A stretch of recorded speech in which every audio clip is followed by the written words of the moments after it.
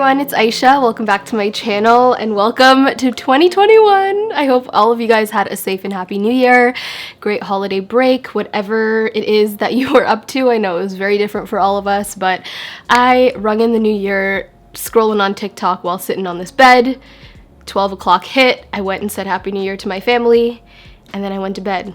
So it was very anticlimactic, but nonetheless, I kind of just wanted to sit here with you guys and share 20, I guess, heartbreaking lessons that I learned in 2020. I figured what better way to start 2021, which by the way is my 10-year anniversary of being on YouTube, which is insane. I started this YouTube channel I believe in the summer of 2011, and it is now 2021, so we're working our way up to 10 years. And I thought it would just be wonderful to start off this year with some important lessons that I learned and share them with you guys. So I don't want this intro to be too long, but if you are watching this video for the first time, I'd really appreciate if you guys do subscribe. I feel like hitting 500,000 subscribers in like my 10th year on YouTube would just be such an amazing and huge accomplishment, one that I truly never thought that I'd be able to hit, but I can visualize it right now, and I think it's gonna happen soon. So if you have not subscribed yet,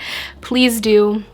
It's very simple, very easy, but it means a lot to me. And if you guys do enjoy this video, give it a big thumbs up. I wrote this entire list. I didn't even know it was exactly 20 until I got off the plane, but I wrote this as I was on my way to Toronto, which I'm still in Toronto, by the way. And I was very emotional writing this list. Here it is over here. All the emotion was just poured out onto this little notes app, and the girl sitting next to me on the plane was very concerned, but you know what, we made it. I just kind of wrote whatever was on my heart. So the first one is, not everyone is meant to be in your life forever. Some are only meant to be there for a season so you can learn and grow into your best self.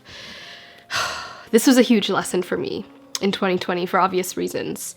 I went through my first heartbreak, and it was really hard, but it made me realize that, again, not everyone is meant to be in your life, and it shouldn't always be a regret when someone like walks out of your life. Like I, for example, really took the lessons and was able to grow from the whole experience. And in a way, I'm thankful for that. Lesson number 2, you're stronger than you think. You can overcome way more than you think you can, and give yourself more credit. I think that's pretty self-explanatory, and I feel like a lot of people realized in 2020 how strong they really are through all the hardships. I, for one, didn't know how strong I was until I went through such a traumatic event, essentially. Multiple traumatic events in 2020.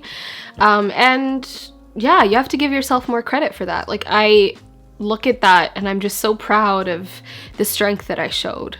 I'm gonna get emotional in this video. I'm just letting y'all know right now because I'm an emotional person. And this is heartbreaking lessons. Number 3, family is everything and it is healing. I think everyone probably realized how important family is this past year because we weren't able to spend as much time with them. And for me, like my family truly healed me. Not completely, obviously. Healing is very complex, but just being around family and being around people you truly love and people who truly have your best interest at heart, blood or, you know, not blood related, is very healing, and it truly is so important to me in my personal life. Number 4 is a big one. Mental health is so important. I feel like I obviously always knew the importance of mental health before this past year, but I don't think I really took time to build on mental health and like take a step back and make it a priority. I feel like people always make, for example, physical health, things that are more tangible, things that you can see, they usually put more emphasis and more priority on those. But 2020 was a year where I got forced to work out my mental health, and it was so important and so eye-opening, and I'm just so thankful for that. It was the first year that I went through therapy, and I did about 4 months of therapy every single week. I would speak to my therapist and just kind of work on different things, whether it's anxiety, coping mechanisms, dealing with uncertainty, just like so much stuff that I never put emphasis on any time before in my life. And it was just such a great experience, and I think I'll definitely be doing it again in the future. If you're someone who has been struggling with your mental health or just kind of want to talk to someone, I personally used BetterHelp for my mental health and my therapy sessions, and it was a great resource. So I'm not getting paid to say that. Paid it all for myself, but I will leave a link down below. Number 5, it's okay to not be okay sometimes, and it's okay to take a break. It's obvious that not everyone is gonna be okay at all times, and that's totally fine. And I think 2020 was the first time where I really took, well, I guess I was kind of forced to take multiple breaks throughout the year. I definitely take after my father, where it's like work is always a priority, and I kind of feel not useless, but I kind of just feel I'm not doing all that I can when I'm not working. But this year made me realize like it's much better and better for your mental and your physical and just like your productivity in general if you learn how to take breaks. Number 6, when people show you who they are, you have to believe them and stop giving them chance after chance, because in the end it'll hurt way more. This was a very rude awakening for me. I feel like a lot of the times we're taught to give people chances because we're not all perfect, obviously. But when someone shows you who they are and you continue to give them chance over chance, hoping that they change, you're kind of doing a disservice to yourself, because when the inevitable happens and they continue to disappoint you, you end up being a lot more hurt in the end, because you realize you gave them that opportunity to continually hurt them. And it's really a hard thing to recognize and to accept, but it's necessary, and that's definitely a huge lesson that I learned the hard way, unfortunately. Number 7, pray for it, for everything and anything. Number 8, it will always hurt, but that doesn't mean you should dwell on it. Whatever you're going through, constantly like talking about it and dwelling on it when you should just move on from the situation can really hurt your growth, I feel like. And that doesn't mean you shouldn't take time to heal, and just like talk through your emotions, but it's like constantly dwelling on it, dwelling on something that you can't change, dwelling on an outcome that, you know, didn't happen in your favor.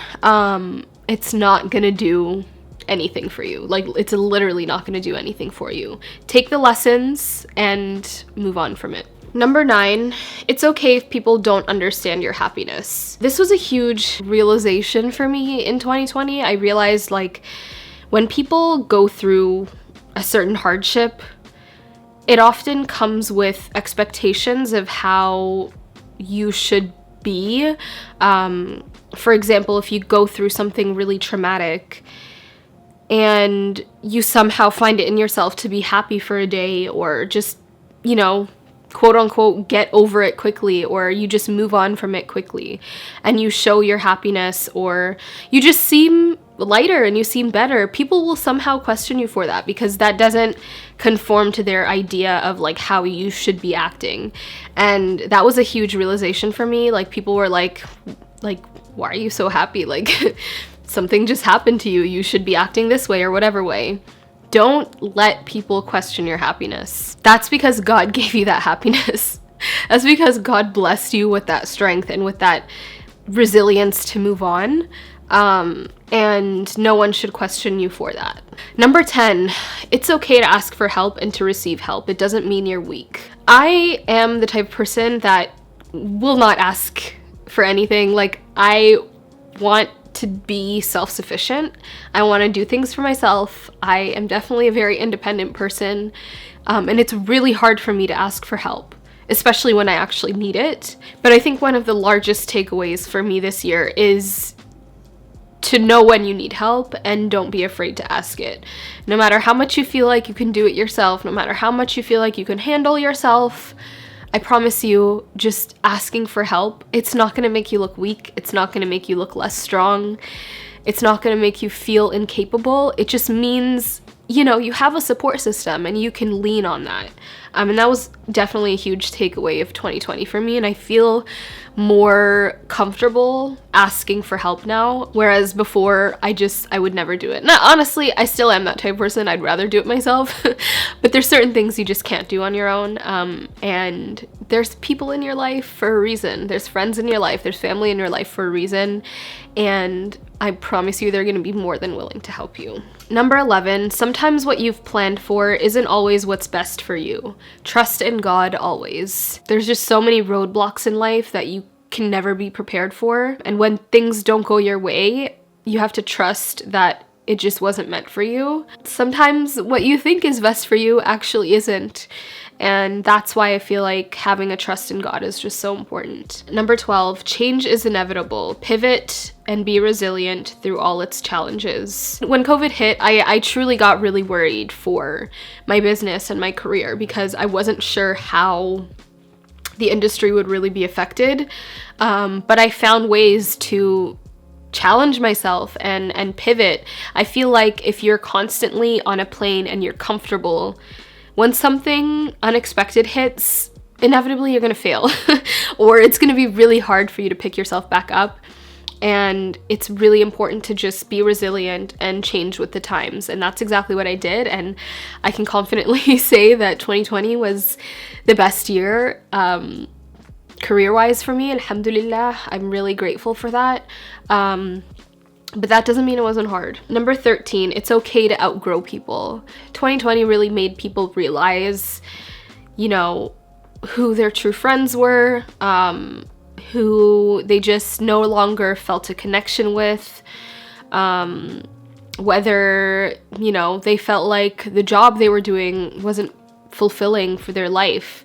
I feel like just a lot of people reevaluated a lot of things this year, reevaluated a lot of relationships, friendships, etc.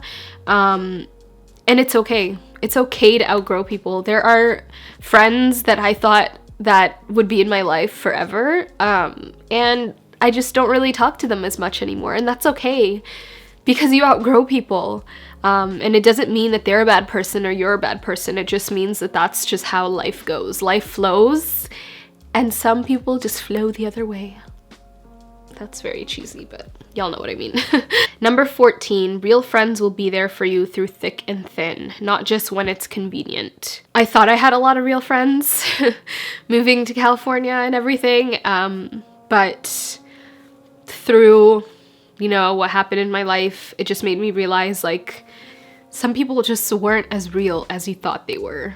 It's really sad, but like I said, some people are just not meant to be in your life. And I did put not just when it's convenient at the end, because it's very important to realize who sticks with you during your successes, because there will be a lot of people cheering you on when you're successful or when things are going well in your life. But it's important to know who's actually there for you through the failures, through the heartbreaks, through the really hard times, because it can be hard to be that support system when someone is going through a tough time. But the people who are there are really real friends, and those are the people that you should be investing your time and energy into. Number 15, trusting in God 100% will give you the ultimate peace within. Guys, the amount of dua and the amount of prayers that I made during 2020, the only reason why I'm just the person that I am today is because of my trust in God. With every obstacle that I faced last year or even in the years before, having that trust truly just gives you the peace and the tranquility that your heart really needs. And I don't mean to sound preachy on here. I know I don't really talk about religion that much on my channel, but I mean, that was a huge lesson for me. It just will give you the ultimate peace within, and that's what it did for me. Number 16, focus on yourself and your goals. I am a workaholic, as you guys know, but I can't tell you how proud I am of myself that I stuck to my goals and I continued to just focus on myself, focus on my healing, focus on my growth last year, because I think it's the only thing that truly kept me sane.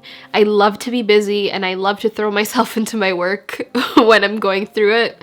And I can sit here now very thankful that I did all of that, because I was able to grow my business and grow just me as a person while going through and while healing. Because I feel like a lot of people think that you need to pause your life in order to heal. But that's not true. You can heal while doing other things. Focusing on yourself and focusing on your school or your business or your career can really help you heal within, because it's like you're kind of building up those blocks within yourself, you know, becoming more independent, just becoming more in tune with yourself and just focusing on yourself. It's key. 17, it's okay to be uncertain. Life is uncertain. Stop trying to control and plan every aspect of your life, because you will be disappointed. When I was in therapy, my therapist asked me to think of like certain goals, and every single goal that I thought of went back to this exact point. And it was my innate need to control the uncertainty. And everyone knows that is impossible. Uncertainty is there for a reason. You know, we don't know what will come tomorrow. We don't know what is in store for us in the future. We can't control every aspect of everything. We can control our feelings. We can control how we react to a situation. We can't control other people. We can't control what the final outcome will be. Realizing that and just being at peace with uncertainty is something that I really worked on. Probably 75% there, not 100%. I don't think I will ever get to 100%, but I'm very comfortable and very proud of where I am with that goal. And I feel like everyone feels that. Everyone feels anxiety when it comes to uncertainty and the future and everything, but it's okay. Trying to control every aspect of your life will leave you disappointed for sure.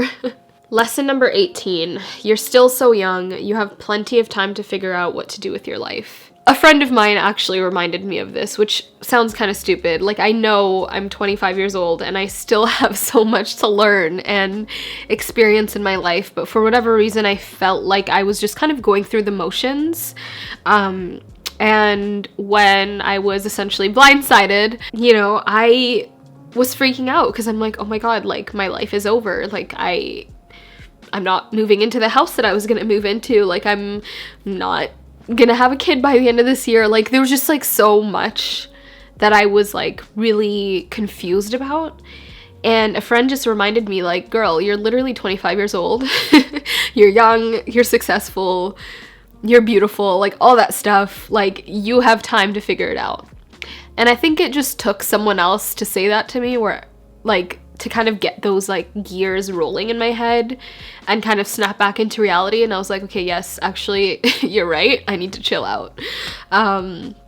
So for anyone who is, you know, in their early, mid, late 20s, I know everyone feels like this, especially like I feel like once people graduate university, they just feel like they instantly have to have their, you know, dream career. They have to get married. They have to have kids, like all this kind of stuff before 30, not realizing that like 30 isn't like the end of your life. Like you're not just gonna drop dead and die at 30. I mean, it can happen by God's will, obviously, but you know, generally your life doesn't end at 30. It's not like a ticking time clock that ends. And I don't think people realize like there's just so much more life to discover. And just because one chapter closes doesn't mean like the novel is complete. Just slow down. You know, recognize all the blessings in your life, recognize you're still young and you have many years to just figure out what you want to do. Lesson number 19. Sometimes silence gives you all the answers you need. This was a huge awakening for me in 2020. I feel like people are always searching for answers, closure, or understanding, or just whatever it is, but when you're not getting that and what you're getting is silence, that really should tell you everything you need to know about a situation, about a person, about an outcome. And I know that's not very fulfilling to the human soul, but you're not always gonna get what you want. And finally, number 20, lesson number 20, healing isn't a destination, it's a journey. And this was something that, you know, I was very naive just in general about heartbreak and everything because I've never gone through it before. And I feel like before you go through something, you don't really have those lessons and you don't really have those techniques on how to handle something. But what so many people reminded me of, what my therapist reminded me of, what some of my friends reminded me of, is that healing is definitely a journey. It's not just going to be like a destination where like, okay, you know, it's been a month, I'm healed, or it's been 6 months, I'm healed. And for some people it may, possibly, but deep down, it's always going to be a journey.